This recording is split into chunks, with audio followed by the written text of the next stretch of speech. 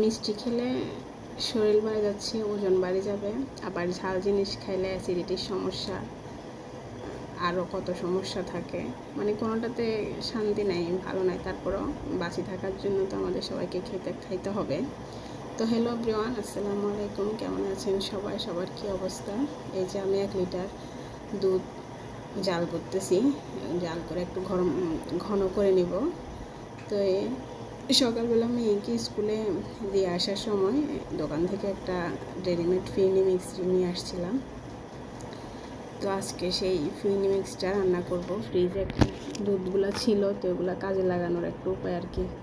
আমার কাছে রাঁধুনি ফিরনি মিক্সটা ভালো লাগে, এটা খাইতে মানে ভালো লাগে। অন্যগুলোর থেকে রাঁধুনিটাই আমার কাছে বেশি ভালো লাগে। তা আপনাদের কার কোনটা ভালো লাগে কমেন্ট করে জানাবেন। এই যে আমি নাড়াচাড়া করতেছি, নাড়াচাড়া না করলে তো আবার নিচে দিয়ে বসে যাবে। তা আধা ঘন্টা রান্না করে নেব, জাল করে নেব। রান্না হয়ে গেলে আধা ঘন্টা পর হয়ে যাবে। এই যে আধা ঘন্টা পর ফিরে আসলাম, আমার ফিরনি মিক্সটা একদম সম্পূর্ণ রেডি। আপনাদের যদি আমাদের ভিডিওটা ভালো লাগে তাহলে প্লিজ চ্যানেলটা সাবস্ক্রাইব করে দিবেন, সাবস্ক্রাইব করে আমার পাশে থাকবেন। ধন্যবাদ সবাইকে, সবাই ভালো থাকবেন।